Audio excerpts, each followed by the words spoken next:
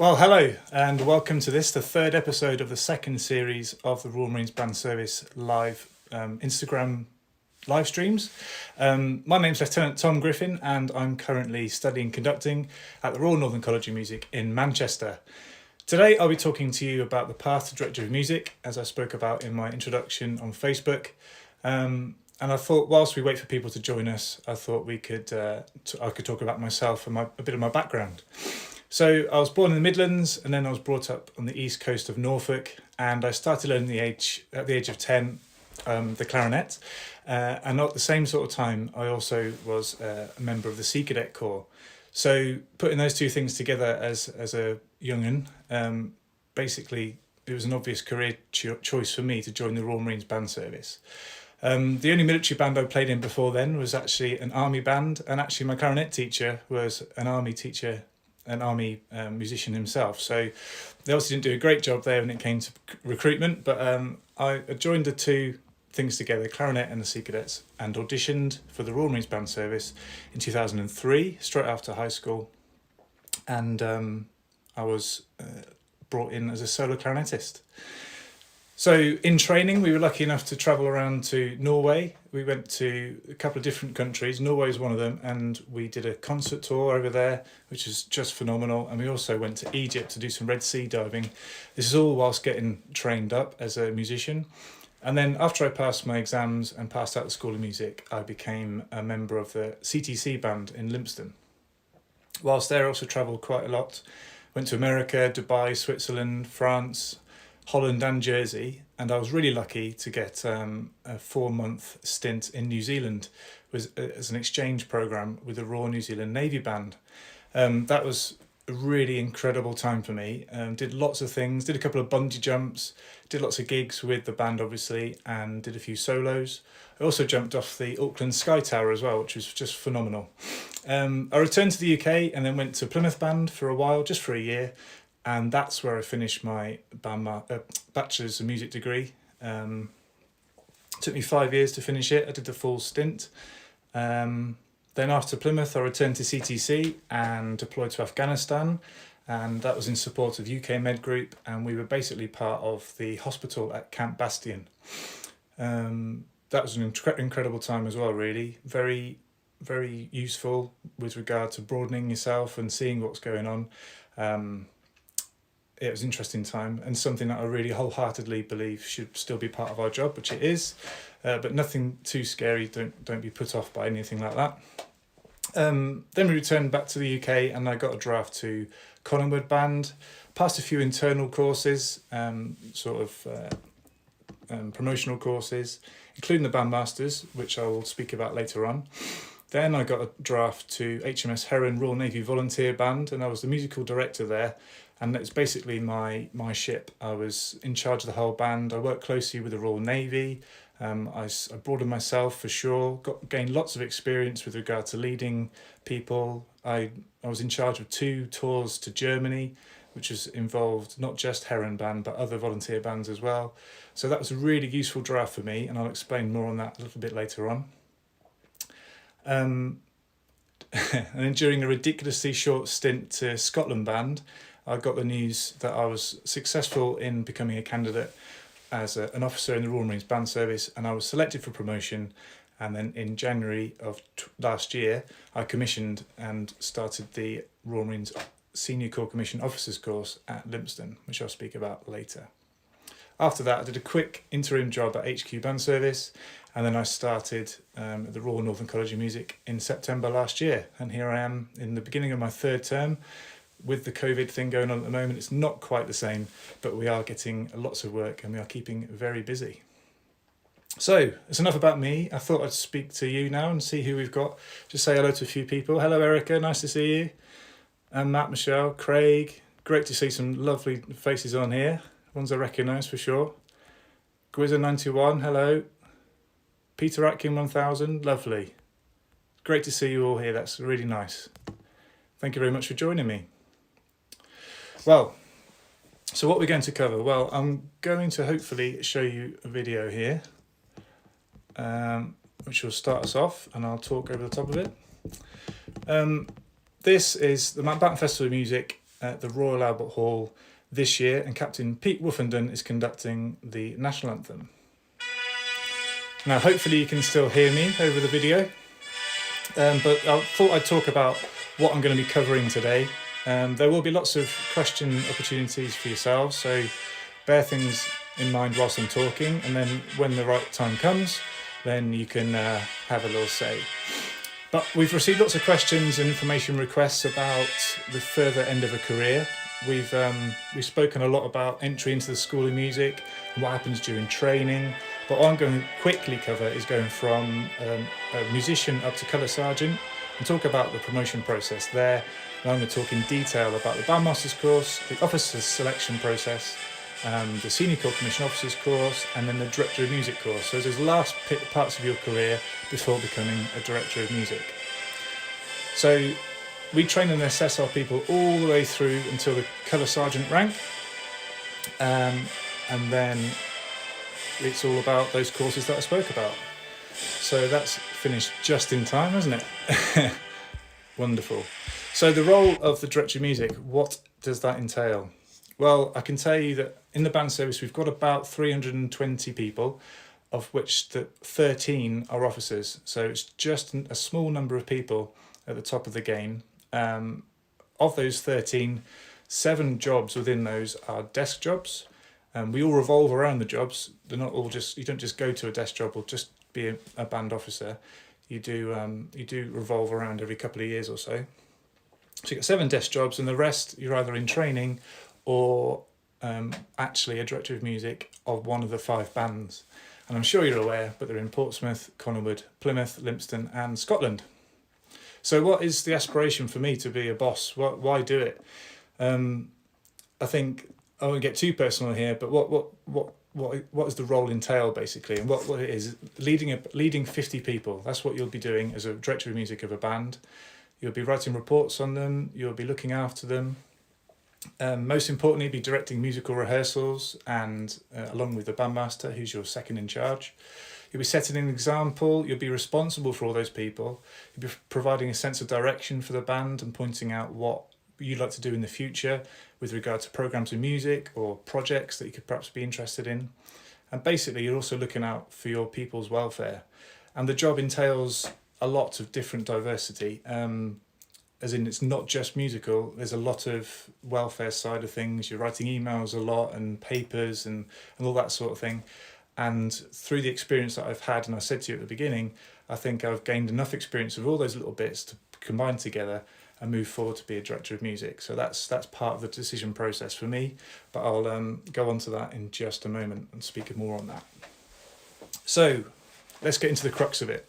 Initial training. So when you start your career with the Royal Marines Band Service, you turn up to Commando Training Centre Royal Marines and you start your basic training there, which I'm sure you know about. It's just under a term long, and then after you finish that, you go off to the School of Music, and for buglers it's about a year and a half, and for musicians about 3 years, but you can go a lot quicker into the bands and pass out if you're good enough and you pass all your exams. So you get taught not just practical lessons, but also theoretical ones, so oral, harmony, history of music, theory of music.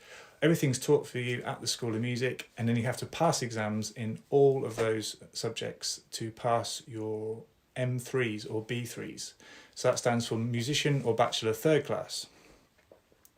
Musician Bachelor? Musician or Bugler Third Class. So you pass out into the bands as a trained musician, and so what then? Well, the continuation of your training doesn't stop there. As soon as you arrive, you've got there's an academic instructor in the band who will be able to provide lessons and guidance to help you control your career, go further and become whatever rank you aspire to be. So I thought this would be a good opportunity to come up with, show you some rank slides. So here we have the ranks which aren't officers. So we're going to quickly go through the promotion process for these people. So after you've passed out a training and you've had a year in the job in a band, you can apply to do your M2s or B2s. So that's a second class specialist qualification. This is a 2-week course back at the School of Music where you train and get examined in a slightly higher level. but a lot of the training and a workbook has to happen before you get to the course in the band. So once you've passed that and you get a positive recommendation for promotion, you actually get one stripe, you become a Lance Corporal, and you get a pay rise. It's quite a substantial pay rise as well. So within 4 or 5 years, you're on a pretty good wage. So the next rank is Corporal. Junior Command course is a military course which happens at Commando Training Centre, Royal Marines, and the Senior Command course for Sergeant. They're sort of entwined really, but both are changing at the moment, and our command course structure is changing, so I can't really talk about too much about that. But those courses are most definitely nothing to do with music. They're all about leading men, putting yourself in front of people and presenting yourself in a positive light. So those sort of courses are what help you get promoted to Corporal and then Sergeant. The other thing to do to get to Sergeant is, as you can see, the M1s, B1s. Now this is another course altogether. This happens at higher training, which is part of the Portsmouth Band complex, and up there is an academic professor and a few other instructors who help you get through your courses. Now these guys work on your M1s and B1s, and they also do the bandmasters course each year. But the M1 classroom is just for, and B1 is just for groups of people to come in, pass their exams, and then move on. That course runs from September to Christmas, and then if you're successful with that, you might want to do the bandmasters, but I'll speak to that in about just a moment. To get Colour Sergeant, you don't have to do any further qualifications or courses. It's just a little bit more experience, quite a lot more time in the job, and that can be you as a player, just going back to become a musician performer in the band. No problem with that. Being in Colour Sergeant is absolutely brilliant, top guys and girls.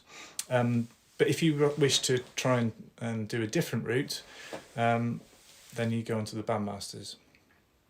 So I've quickly gone through the rank structure there.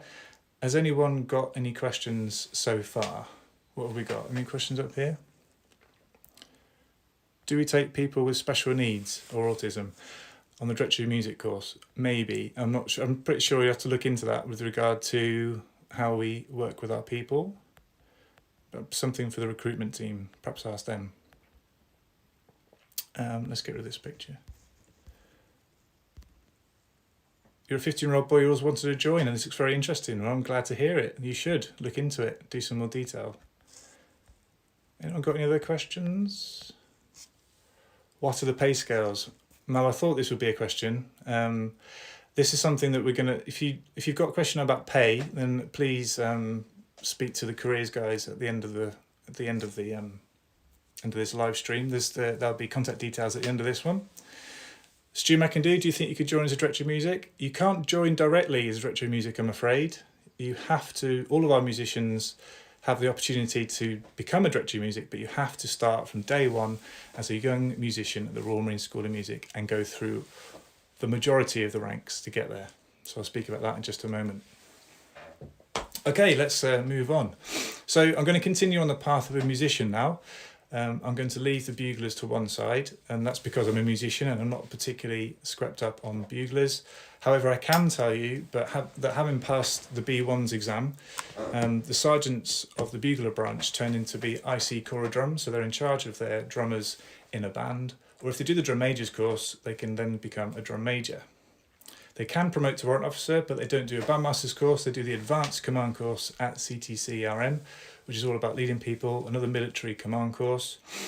And currently the buglers branch do not promote to officer. So the highest rank you can get in the Royal Marines Band Service as a bugler is a WO1, Warrant Officer First Class. So having passed your M1s and picked up your third stripe as a sergeant, it's the first of two decision times. The first one is to do with whether you should remain a player on one hand, or go and do something different and become a conductor, teacher, arranger, because that's the sort of thing you'll be doing as a bandmaster qualified senior NCO, a senior non-commissioned officer. So do you put your head above the parapet and become a Royal Marines bandmaster, or do you stay in the band as a player? And the highest rank you can get then is Colour Sergeant. Well, if you decide that your experience and what you'd like to do, if you enjoyed the M1s, if you got good feedback and that sort of thing, perhaps you'd like to do the bandmasters course. So let's talk about that. Here we go. So this is a year-long course. It's very intensive. It qualifies you for promotion to warrant officer, as I've spoken about already. So you do this course, you get the promotion, and you become a bandmaster in the Royal Marines, which is a very coveted position. So it's held at higher training, which I've spoken about already. And here's a photo of my desk actually at the bandmasters. So you get your own little desk with a computer with Sibelius on it and a piano keyboard. And as you can see there, there's some scores and stationery and all that sort of thing. And then further on down the corridor, there's a whole other library full of scores, more scores, more musical literature. There's a little coffee tea boat down there as well. And then there's an office for the staff. So you get this little space on the bandmasters course just for you, and then all the lessons and stuff are taught within this room. The subjects that we cover are always built upon from the M3s, M2s, M1s, and then the bandmasters, but specifically the subjects are oral, arranging, composition, history, theory, conducting, and viva. So if I can show you this now, this is what we cover on the bandmasters course. I realise it's back to front, but it's not important.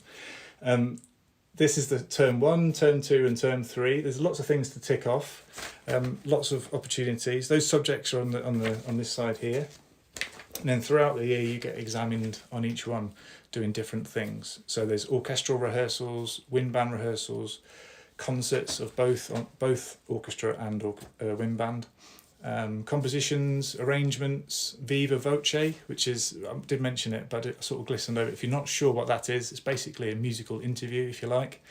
And then everything is taught and examined throughout the course, and then at the end, your final exam is normally about 50%.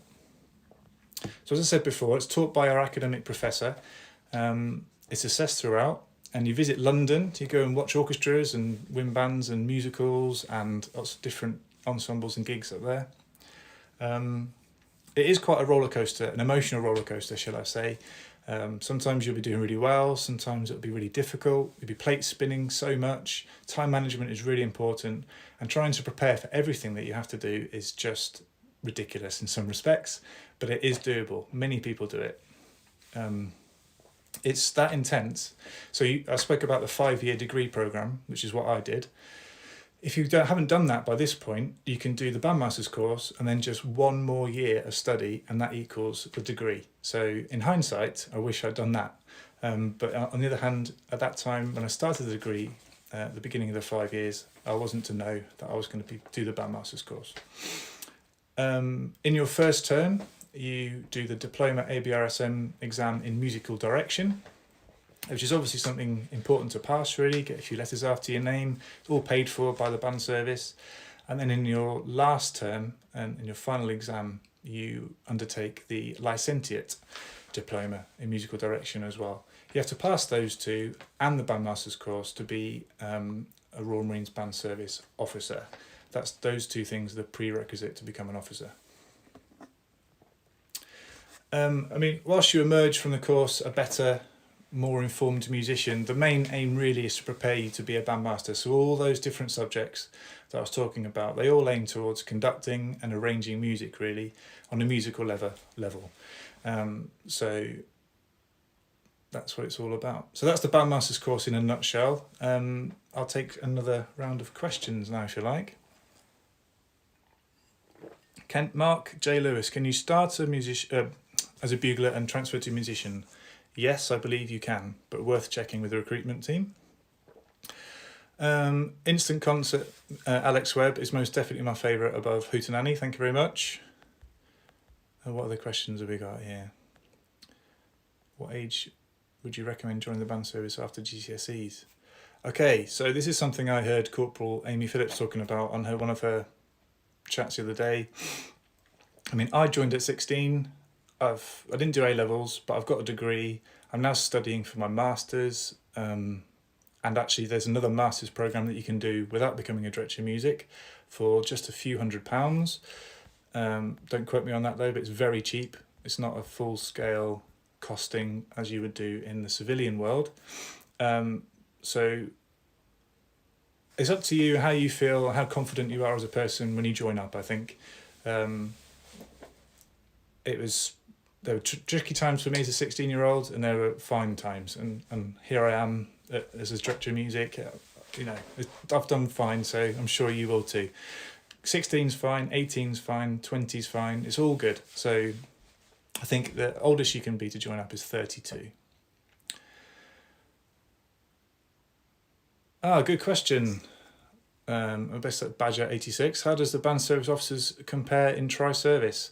Difficult question, but good. What I'll talk about later on is the fact that the Directors of Music course that we do, and we are the only officers in the tri-service musical world that offer this course, which includes 2 years sabbatical, full-time student at a UK conservatoire.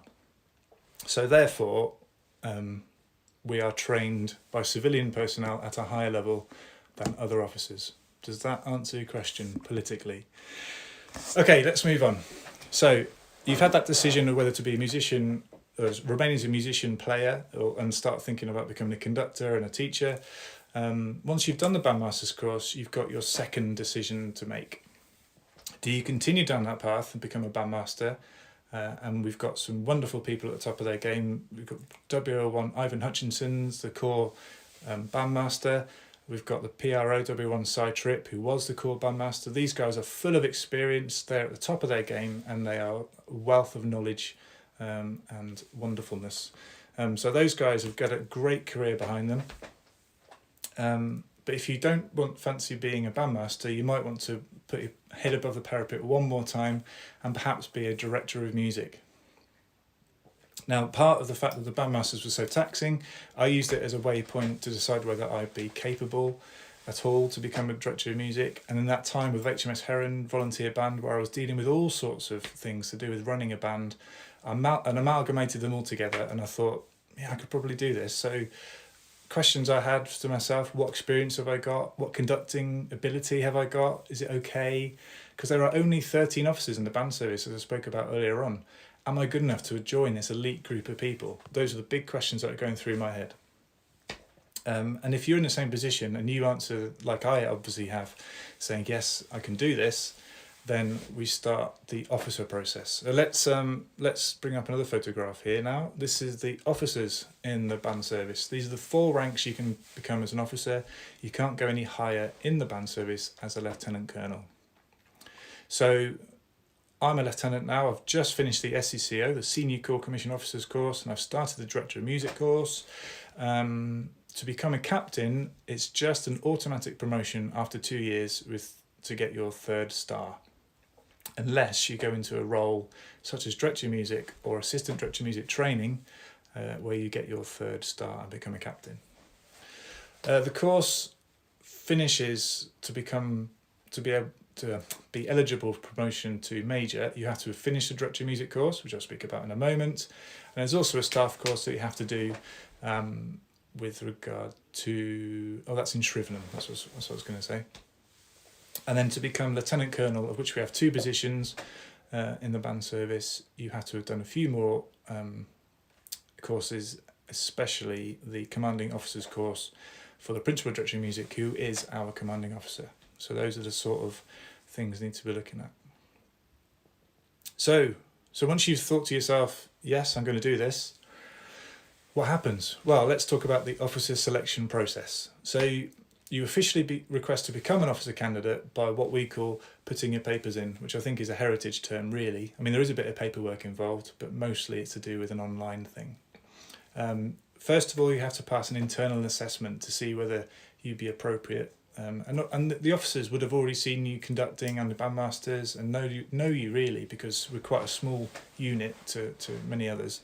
So it's not a big deal, but it is also very important. So this first internal assessment is in 2 parts.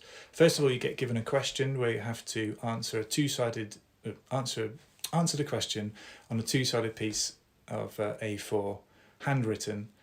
And it'll be something like, what are the qualities of a director of music? That could be the question potentially. And following that, there's an interview of which that essay is the foundation, and the interview is between yourself and the 2 lieutenant colonels. Actually, the people that are doing that soon are actually happening this week. So on Monday, their essays are getting involved, in a week after are their interviews. So I wish them the best of luck. And then the final part of the selection process is to do the Admiralty Interview Board, which is obviously shortened to AIB. And this is undertaken by HMS Sultan in Fareham, and it's a course for all Royal Navy and Royal Marines candidates to do and pass to become an officer. So it's a level playing field, if you like. It's a big test. It's only over 2 days, but it's a 30-hour test is what I worked it out as. So you turn up at 11 o'clock on the morning of the first day, and then you finished with results about 3 or 4 o'clock the following day. So it's from in between that period you're getting looked at and assessed throughout. Now I'm just going to quickly go through what you do on the course. As soon as you arrive, there's a fitness test, which is just a pass or fail, but you won't know if you failed until the end of the whole day, 2 days. You have to lead a small group of people in a practical leadership task, and you also have to plan a fictional problem, and then they throw different issues at you, and you're forced to adapt your plan and how you work around that, and questions on that plan and that sort of thing is what you get annihilated on. Then there's this one-to-one interview, well, not one-to-one, it's a board of people and yourself sat on one chair in the middle of a room, quite a scary place. And then there's a few psychometric tests, and then there's the results. So I quickly fired through it, but it's a ridiculously intensive 30 hours. Not everyone passes it. You can go back and do it again 2 or 3 times, I think. But it's an interesting 30 hours. I actually enjoyed mine, and most people hated it. So I'm obviously slightly weird. So once you've passed all aspects of the selection process, so the essay, the internal interview, and then the AIB, you're then put in a pot to be selected to become a Royal Marines officer. So once you are in that pot, what happens? Well, let's find out in a moment. But first of all, let's take a few more questions. So here we go. Let's go back a bit. How old do you have to be to join? Well, we start the process from 15, 16, I believe. And then you, like I said before, the oldest you can be is 32, but speak to the recruitment team about that. Were you assigned an instrument when you joined, or did you already play something? I already played the clarinet and the saxophone. I auditioned on a few different instruments, but I was offered solo clarinet, so I just had to worry about learning the clarinet rather than the violin or viola or something like that, or the piano. So that was a bonus for me, maybe not for some music lovers. I didn't become a musical instrumentalist, a multi-instrumentalist, John Clifford, no, I'm just a solo, like I just said. Why do Marines follow Army rank structure and not Navy ranks? Oh, that's a big question, Mark Lewis. I wish I'd sorted out my naval history here. So Royal Marines were derived from the Army back in the old days, and they remain sort of the Navy's soldiers, as you like. So that's why we have a sort of Army rank structure rather than Navy, because we are Royal Marines. We're not in the Royal Navy, so we won't have Navy officers. Are there opportunities for musicians to volunteer for deployment or mobilisation? Harry Seymour. Yes, there are opportunities. There are different things which happen tri-service, which you can apply for and get involved with. I'm not going to mention those on here because it's a bit cheeky for a live stream, but there are a few things. My son plays tenor horn, RJ May 2020. Would this be a disadvantage if he applies, as it's not an band service instrument?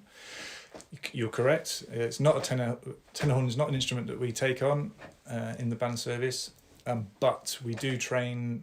If he's a very proficient person, I'm sure he'd be able to transfer his skills to either the French horn or the euphonium, perhaps. It all depends on his audition, and for everybody, we're just looking for potential as a Royal Marine Band Service recruit. We're not really looking for brilliance in a particular instrument, because it depends on what we need a few years down the line. Are you trained in conducting different types of ensembles, or do you specialise? that's an interesting one. I mean, in the band service, because we cover so many genres, we cover wind bands, orchestras, big bands, function bands, small ensembles. We literally do almost everything, I could say.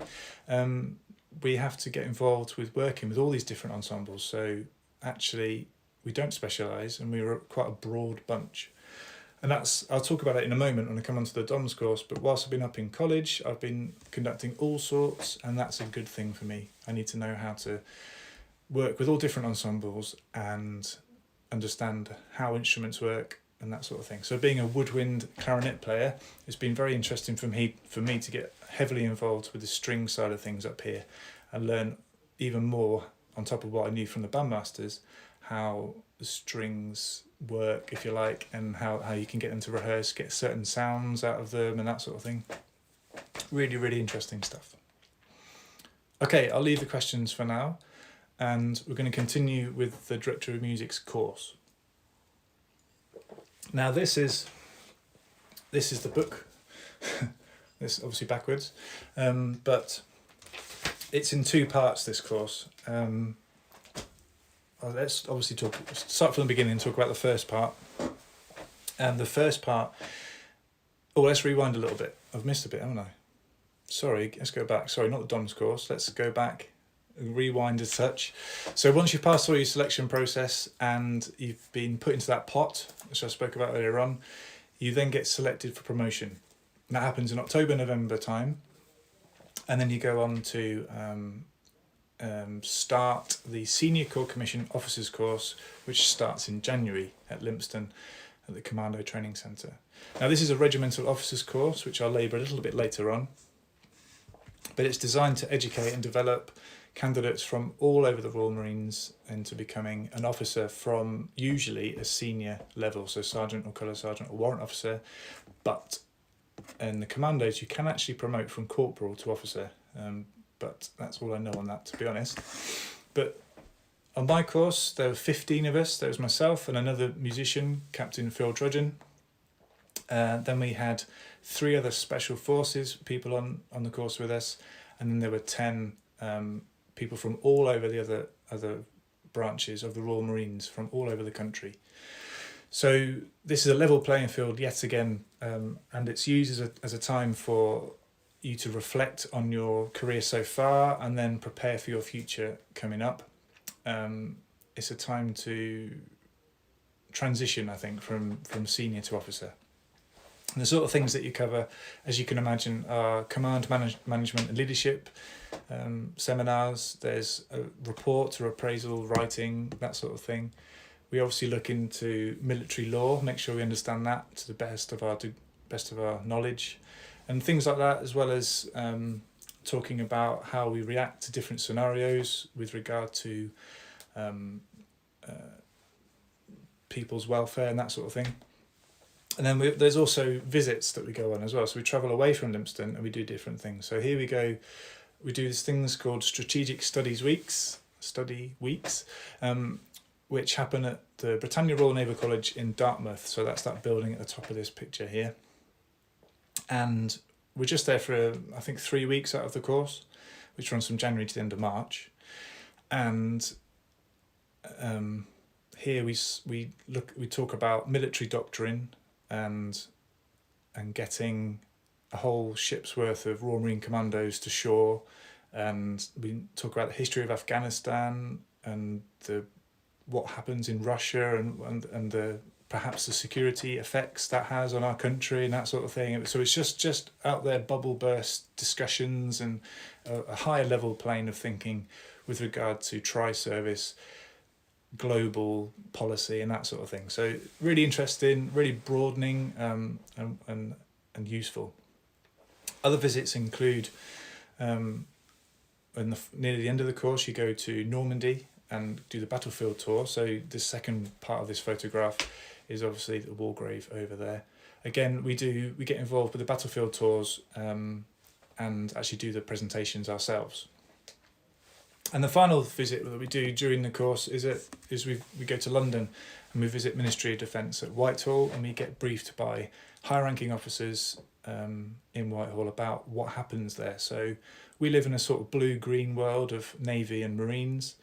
By going to Whitehall, we see the purple side of things, so the mix between us with the British Army and the Royal Air Force as well. So another enlightening, broadening visit up to London. The biggest thing I found off the course was sharing experiences and knowledge with the other members of the course. I could learn so much from just talking to other people from the Royal Marines Commandos, and it's, again, a really interesting time for me.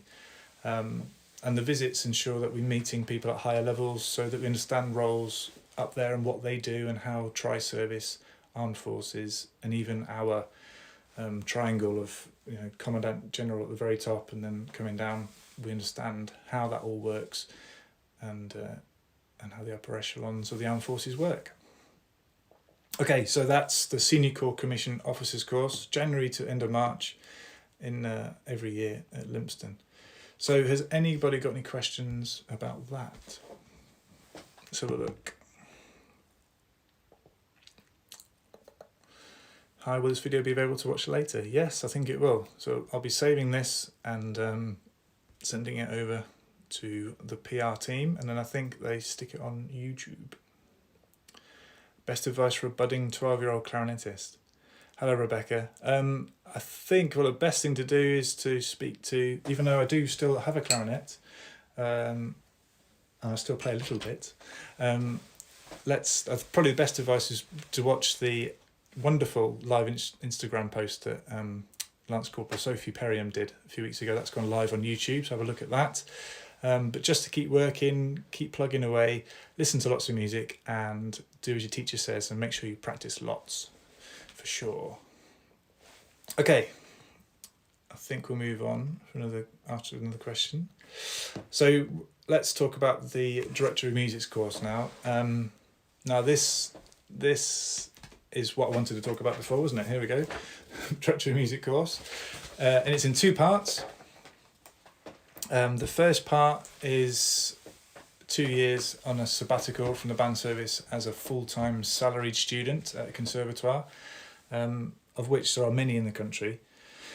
You still have to audition for a place at the college, and along with everybody else. And it's an international college, so the people that apply for these courses are from all over the world.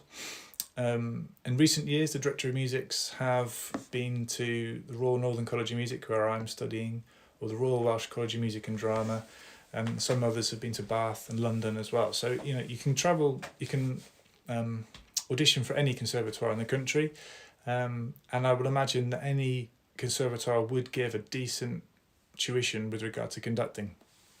Now, I'll sort of be a bit biased now, I guess, but I can tell you now that the Royal Northern is most definitely a brilliant college to be studying conducting at. Not only have you got great tutors with Mark Heron and Clark Rundell, but there's a lot that goes into it, and you get a lot of information and a lot of opportunities to try different things. So I'm going to explain all that by a few list of things that I've got here. And chuck up a photo. So first of all, the facilities are just fantastic.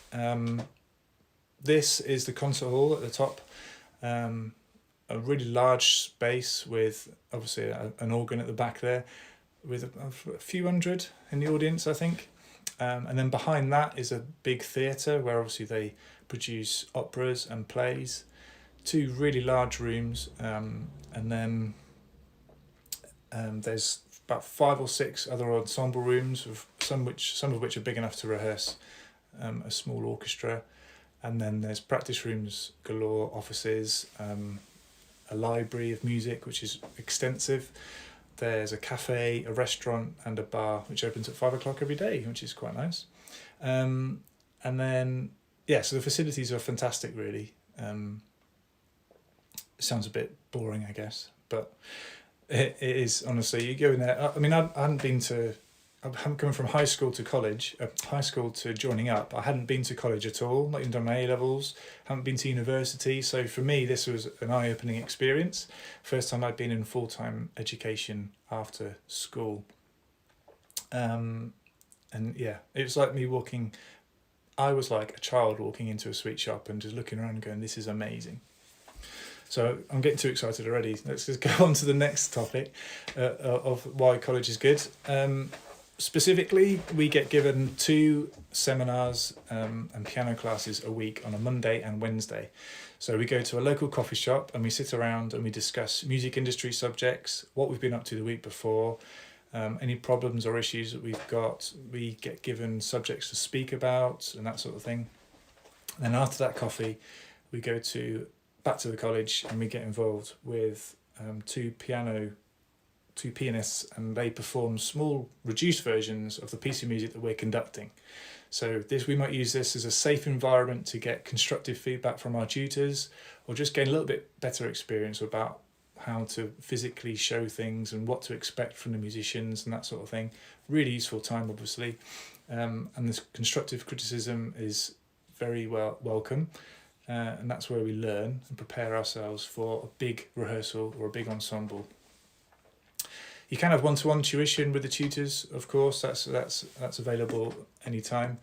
But apart from those 2 definite things on a Monday and Wednesday, there are college projects throughout the year, throughout the terms as well. So you could get detailed off to conduct an orchestra or a wind band or small ensembles or contemporary music, which has been written by composers of the college. And I even actually had the opportunity twice to conduct some opera since I've been here. So that was a particularly eye-opening experience for me. But these projects are what you sort of might use in your piano class to practice there, so that in the project you're a little bit better. So that's all good. And then the other thing that we do often throughout the week is we get issued or told to do assistantships.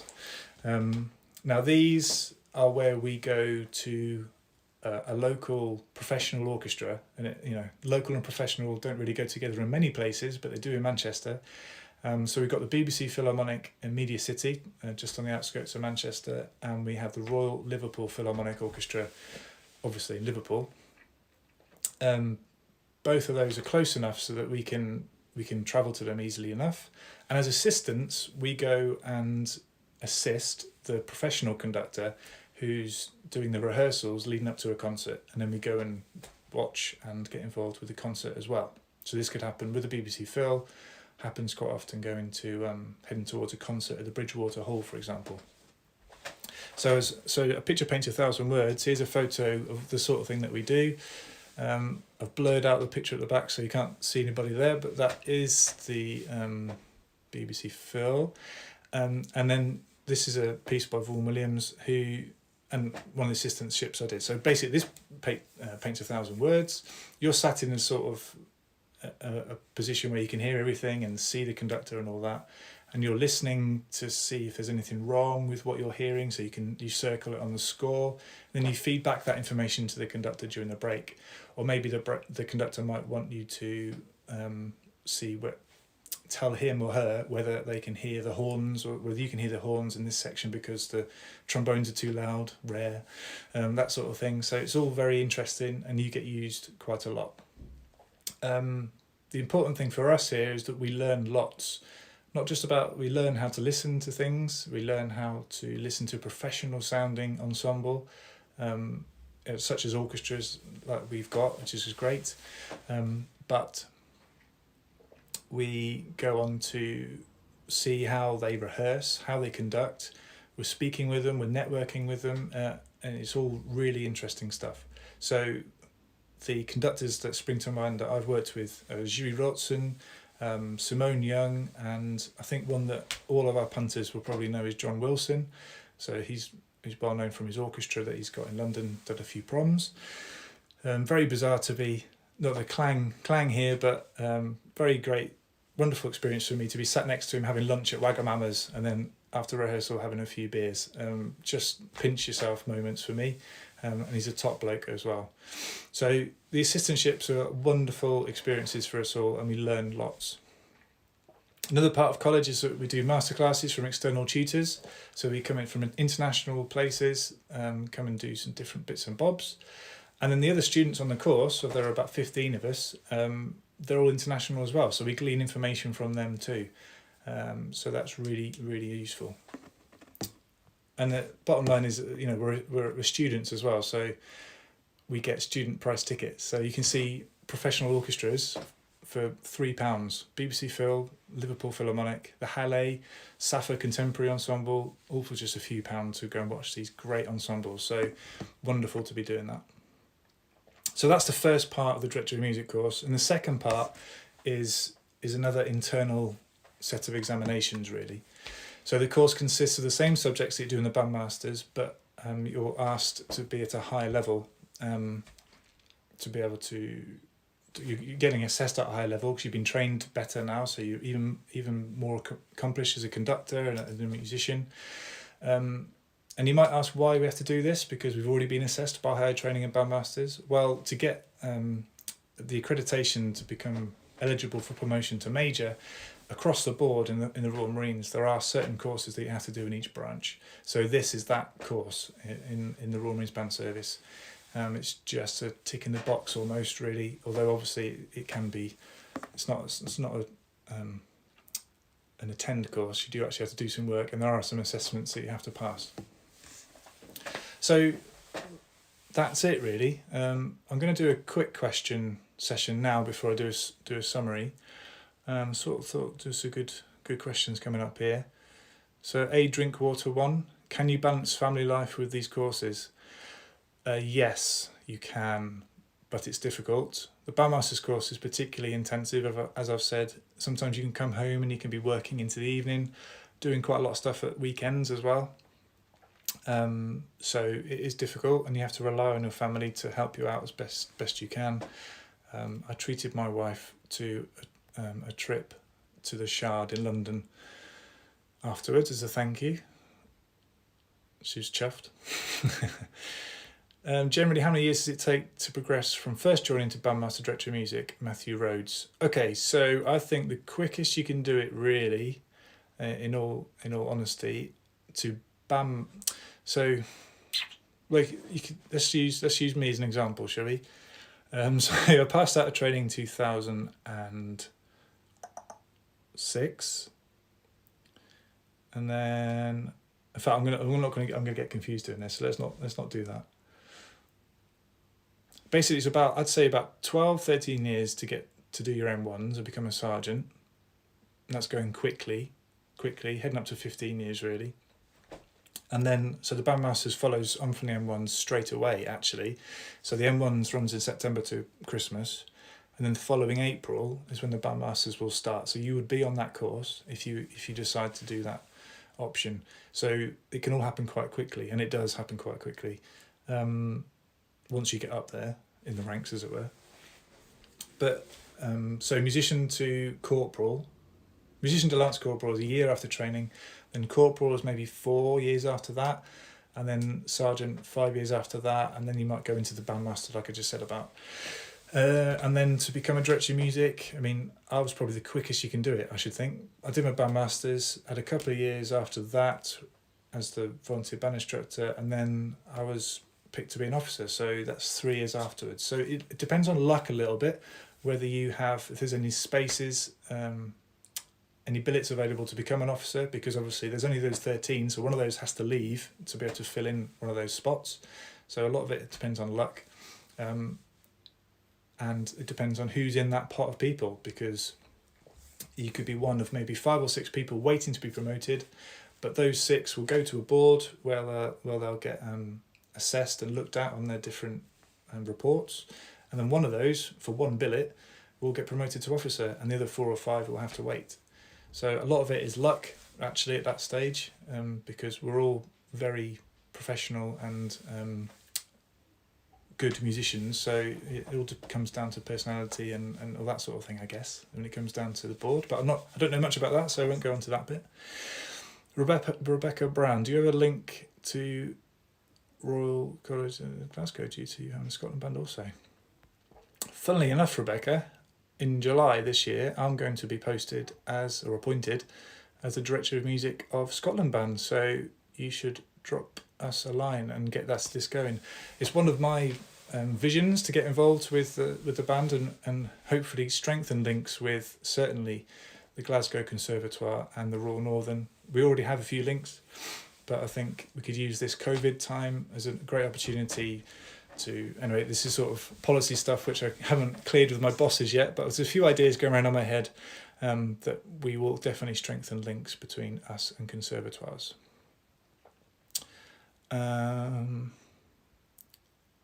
Joe Stevens, a baton preference, it is personal preference, but we get taught to use quite a long cork job to begin with on the bandmasters course by our conducting professor. And then a few of us have been using Lancio, which sounds a little bit like a Harry Potter wand, doesn't it? But a lot, the old Principal Directory music and a few others have been using those. Okay, so I'm just sort of going to go into summary a little bit. Maybe ask a couple more questions. We've got time for that yet.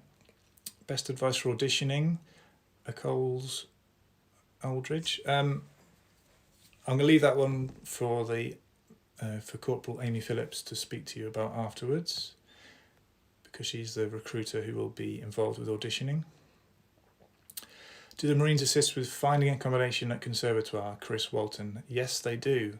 In fact, if you have a family and are already in a house living somewhere away from the Conservatoire, because you're based, let's say, in Portsmouth, then you will be given it's a 2-bed flat at the moment, but you might have another lodger in there. There might be an army officer in there as well, but you get given this flat for free whilst you're up here, and you get to live as a student in a flat. My wife and I actually decided to move up together, and we are in Marry quarters up here, so we're paying some money towards rent up here as we sit. Assuming mature students answer Charles Groves. Yeah. Well, like I said, we get this flat, and the flat is in, if you're local, Chris, you'll know it's near the Asda, near Hulme. It's that sort of area. Does the Corps fund your sabbatical and or degrees? Yes, Nat, they do. So the Bachelor of Music degree that we run for the 5-year WAC that you can start straight after training or during training is completely free. You just have to do the work, and you end up with a graduation at the University of Plymouth. If you do the Bachelor of Music, if you do the bandmasters course and then do that extra final year, so just do 2 years of hard work, that's the same thing. So you're going to graduate there. That's all free as well. There's a master's you can do after the 5-year Bachelor of Music, which is just, like I said before, a few £100 to pay towards costs, which is much cheaper than the real world, as it were. And then if you become a Director of Music, we want our people to be Masters qualified. Therefore, the military, the band service, pays for your Masters of Music in its entirety. So, yeah, all those opportunities that I spoke about at college, the wonderful things that you get to see and do and speak to, is all free. Rebecca, where do I see myself in 10 years? Well, to be honest, I'm quite young and I've got a lot of time on my hands now. I'm going to be a Director of Music in July, and I've got all the different desk jobs and other bands to look forward to. I'm in no rush whatsoever to get promoted at all anytime soon to Major. I'm going to enjoy my time as Director of Music and get settled into the role. So in 10 years, I can still see myself as a captain in the Royal Marines Band Service and no higher. Okay, so I'm going to summarise now, so sort of running low on time. I'm going to play another video to sort of back up my summary. And again, we're going to return to the Mountbatten Festival of Music this year. And this is the band and choral drums joint display part, also conducted by Captain Pete Woofenden. So this is the sort of thing that we aspire to be as a Director of Music, I guess. That person conducting at the front of a band in the red jacket is a wonderful place to be. And once you start conducting, hopefully you'll get a bug for it. And if you do, then you'll understand why. It is a really lovely place to be. Yeah, so here's the video, and then I'm going to sort of talk about 4 tips for those people that are interested in a career path. So hopefully you can still hear me over this video. So my first tip, if you can hear me, if anyone wants to give me some thumbs up to say they can hear me, that'd be great, is to get conducting. Get comfortable in front of an ensemble. And if you feel silly and you feel like a bit of an idiot out the front of a band, then you're probably doing it right. Get some lessons. Watch others doing it, conducting. Really get involved with how you work in a band. If you're a musician in an amateur band in your local vicinity, then watch how your conductor does his or her business. If you are comfortable with being a conductor, then apply to be a musical director of a local ensemble and get that experience. That's what I did, and I've got a few people that I'm thankful for, of which I would like to publicly just thank now on this live stream. And I've listed them just to make sure I don't miss any out, but I'd like to thank Hatherley Silver, the Wessex Military Band, Horndean Band, the Havant Symphony Orchestra, the Yeovil Concert Band, Phoenix Brass, Heron Volunteer Band of course, and up here I've been working with the Manchester Youth Wind Orchestra. So all those different ensembles, mostly wind and brass bands, admittedly, but that information and that experience that I've had with them has been absolutely brilliant. I'd like to thank them a lot for having me and their patience with my conducting ability out the front. You only get to be better from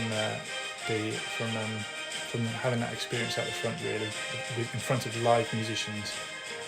My second tip is to listen a lot. Use all sorts of genres in the band service. So we cover orchestra and wind band, as I mentioned earlier on, lots of different things. So listen intently as well. Think about what you're listening to. Can you hear the bass line? Can you hear what intervals are playing in different parts and that sort of thing? Just get your ear used to listening with a bit more education behind it. My third tip is if you're a budding conductor, then get involved with using free information such as IMSLP, which is a website where you can download scores which are over about 60 years old, and then listen to YouTube for recordings. So both of those things are free, so you can get those free things to do. Or you could purchase Encoder, which is an app which highlights scores, and Spotify as well is a premium, decent platform for music, I'm sure you know, but you have to pay for these things, some of them. And the last one is to work hard and learn from everyone, really, and observe what other leaders are doing, how they go about their business. Most importantly, note their best and worst parts of their character and how they lead, and take that onto your own and add it to your character, who you are, and then hopefully you'll become a natural and honest leader for your people. So that's my tips.